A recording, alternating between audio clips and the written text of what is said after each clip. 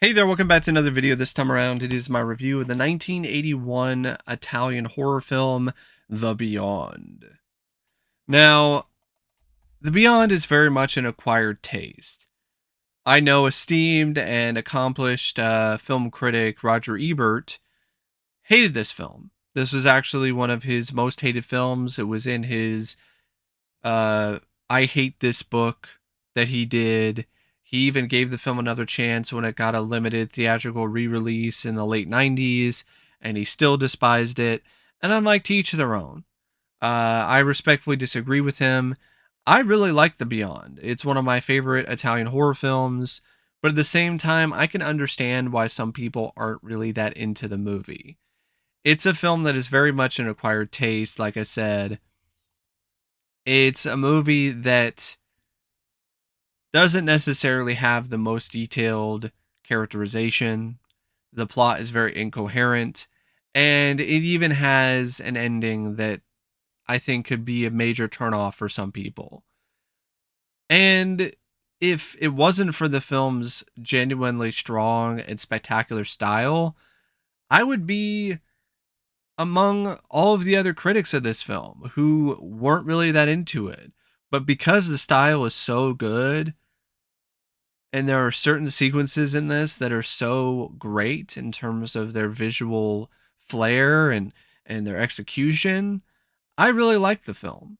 It's directed by Lucio Fulci, and to me, this is peak Fulci as a filmmaker. I think his direction in this is dynamic. I think it's dynamite. I think it's really tremendous considering the fact that once again, he was working with another really low budget, and the film has this very epic size and scope to it, despite its low budget and the smaller production values. There are a lot of scenes that are just very surreal, very nightmarish. In a lot of ways, the film is representative of a waking nightmare, and I think Fulci really nails that overall mood and atmosphere. I think he handles his shot selection well. I think he has a lot of creativity when it comes to the way he selects his shots. I think there's a lot of variety when it comes to the camera techniques. So it really showcases his ability as a filmmaker to use angles in certain ways and different point of views and different techniques.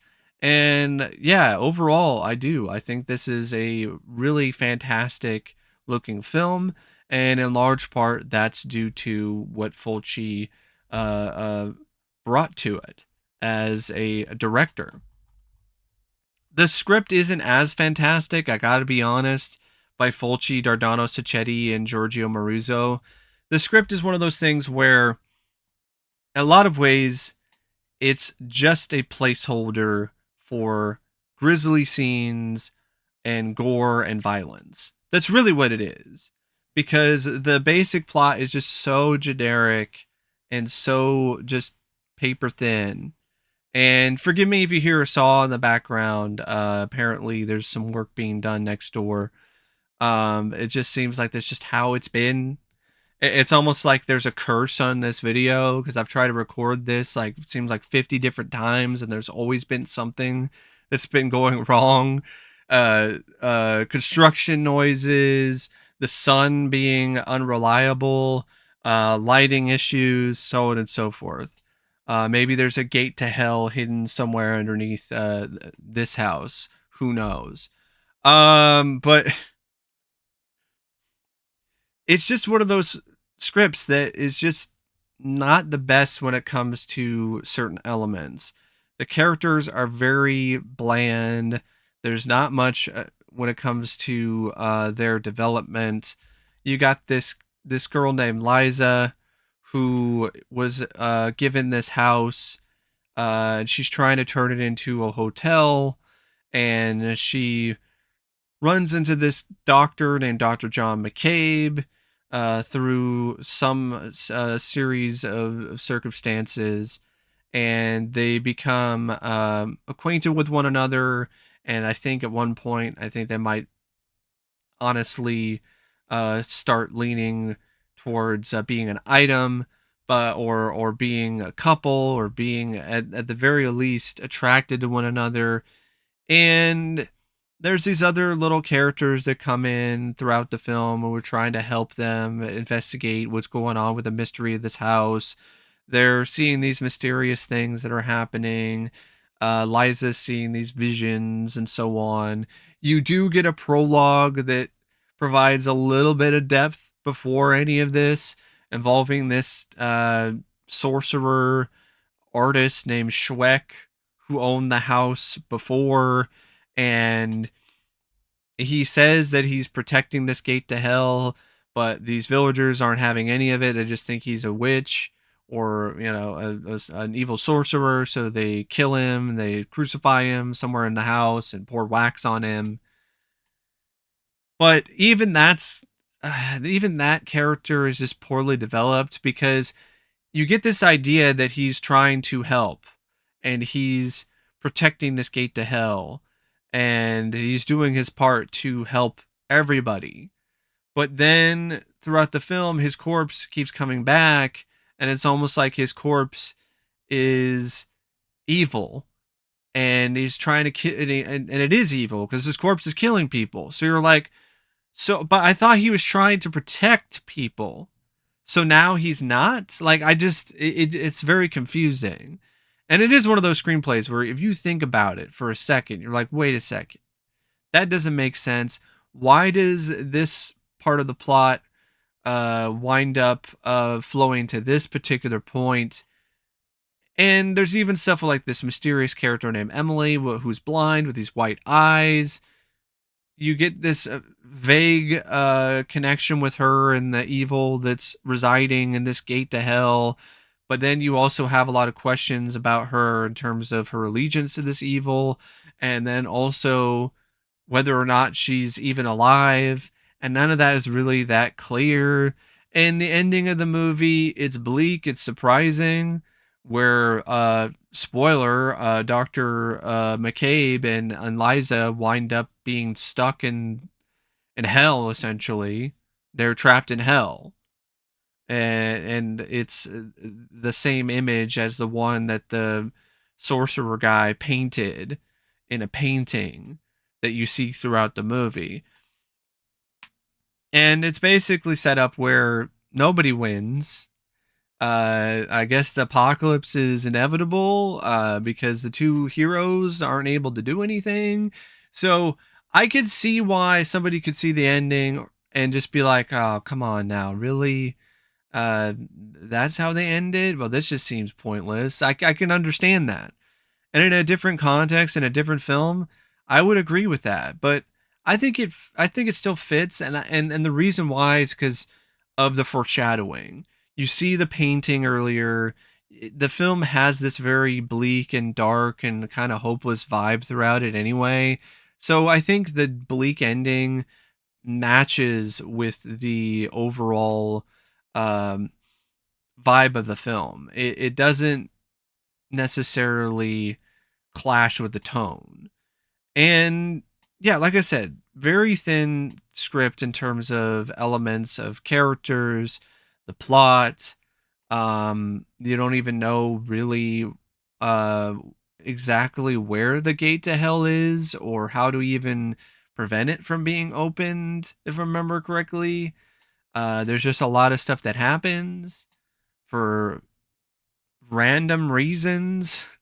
There are some people who get killed by this evil because they're poking around and trying to figure out some things, and the evil is erasing evidence and so on. Um,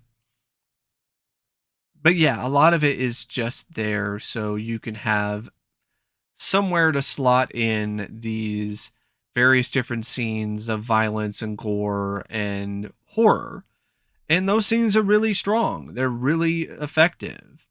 For the most part. There's one scene that I think goes on a little bit too long. It's the scene with this guy who's at a library and he's investigating the house and looking at the floor plans, and he sees something suspicious, and then he winds up getting killed and eaten by a bunch of spiders. The idea of it is creepy as hell, but the execution is just not the best because it's just overlong to the point where it honestly does feel like overkill. But the other stuff, I think the stuff with Emily is really strong. I honestly feel the scenes with that character are definitely some of the biggest highlights of the script in terms of her mysterious nature and who she is and why she's here and what is her plan. I think the film features some really great bits of gore, really intense imagery in terms of violence and just pure destruction. I mean, the whole scene in the hospital where the poor woman gets acid poured on her face, the scene where her daughter, who I believe is now possessed by the evil and is a zombie, she thinks she's pulled a fast one on Dr. McCabe and Liza, but they figure out pretty quickly that she's not who she says she is.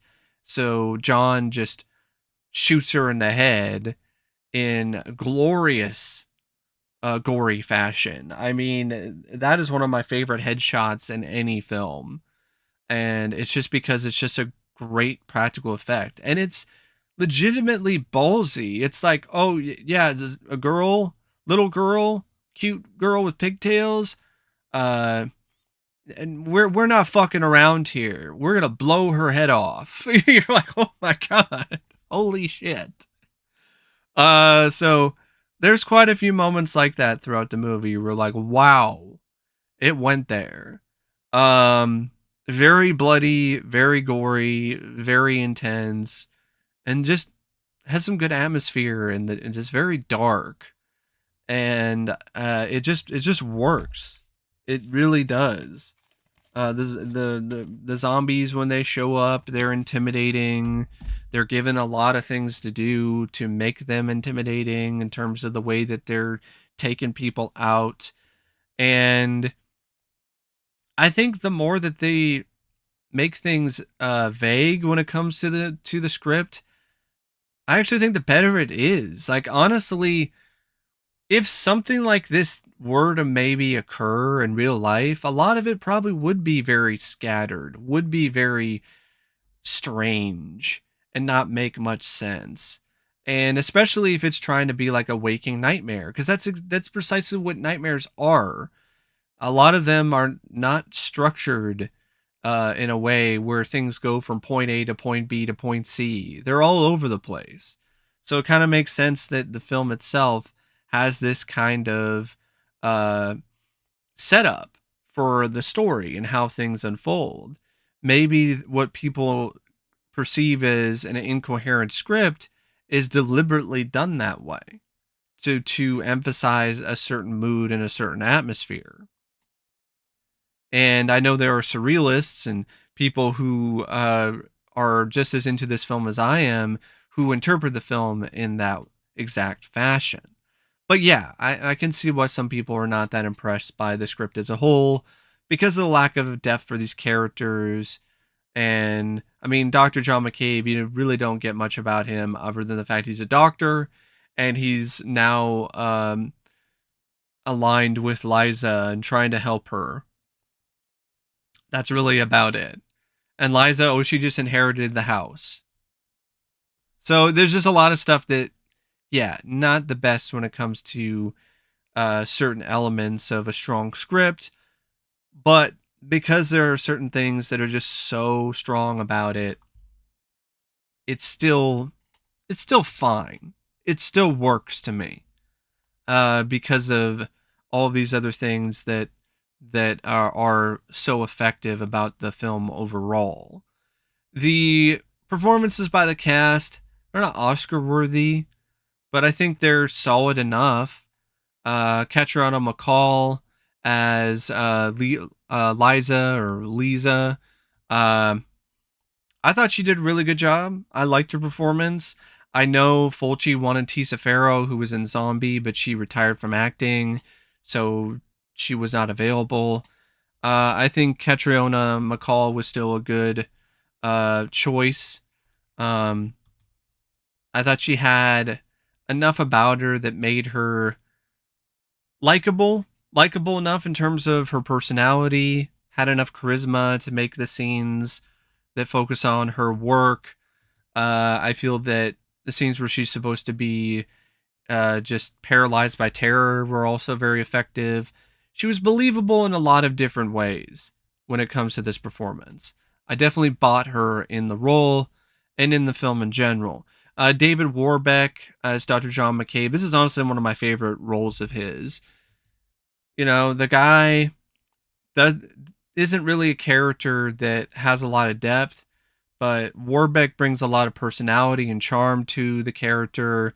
And there are a lot of moments where he gets to be a legit badass, shooting zombies right and left, and just genuinely getting a lot of time to shine. And I think the scenes between him and Catriona where they're just sitting at like a diner or a cafe and they're just chatting with one another are honestly fun because the two of them actually have some really good chemistry. So yeah, I really feel that David Warbeck was great in this. Cinzia Monreale as Emily, like I thought she was also pretty solid as the um, blind woman. Um, I know some people have criticized her for her acting. I don't think it's anywhere near as bad as some people make it out to be. She definitely had a very striking look to her, and when you put on the white contact lenses and everything, it just makes it even more of a striking image. And yeah, overall, I did. I felt her performance is pretty good. Antoine Saint-John as Schweck, Giovanni Di Nava as Zombie Schweck. Like they were okay. They weren't in it that much, especially the Zombie Schweck guy. It's not like he really had to do much acting. But they were fine.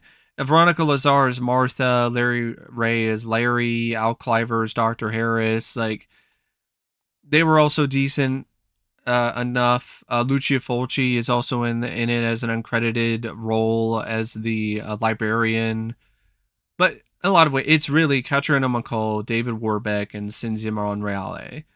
It's those three actors that are given the most screen time, and I think they do a good enough job when it comes to, in essence, carrying the film.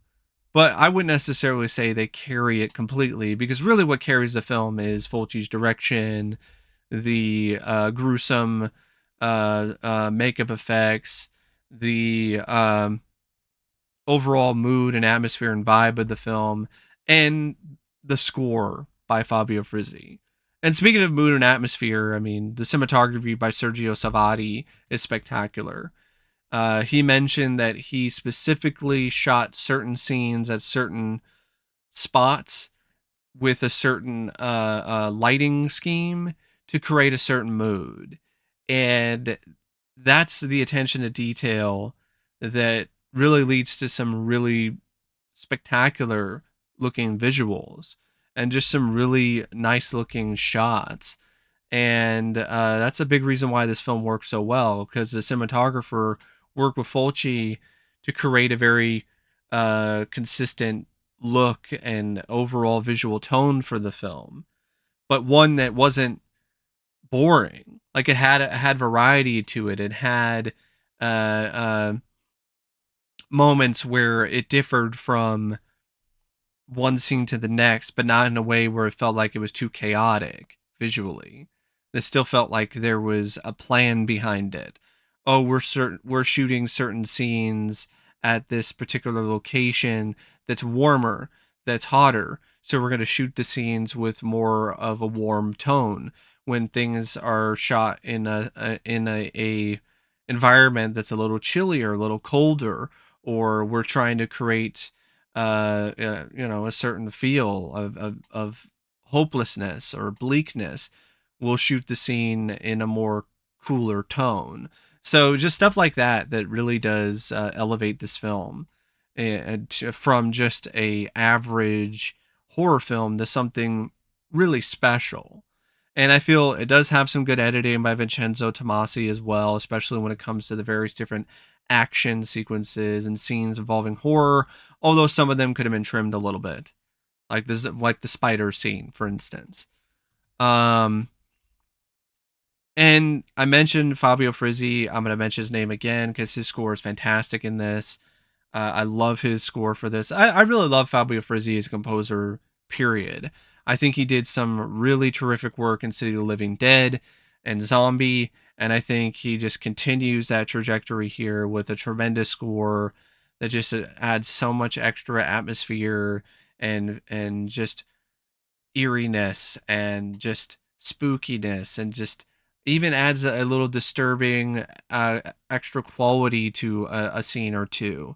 It's just a really great score that evokes a sense of dread that permeates throughout the film, but also isn't boring and it just creates a lot of compositions that are just genuinely nice to listen to, despite some of the very intense imagery in the film.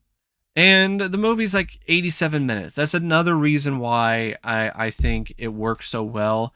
It does not overstay its welcome. It's only 87 minutes. It's not a film that's 2 hours or 2.5 hours long. And that really does help it go at a fairly quick pace, despite some scenes going on a bit too long.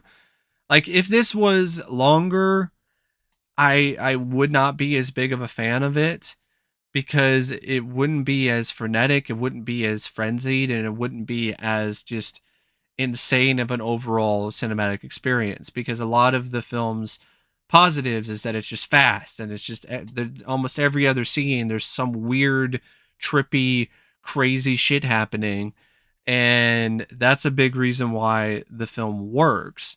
If it was 30 minutes longer, then it wouldn't really have the same flow, and I definitely feel that that would be problematic. Um, yeah, and overall, I do recommend the film. I really do. If you're a fan of Italian horror films, especially fan of zombie films, you're just a fan of horror films in general, I think it's worth at least one watch.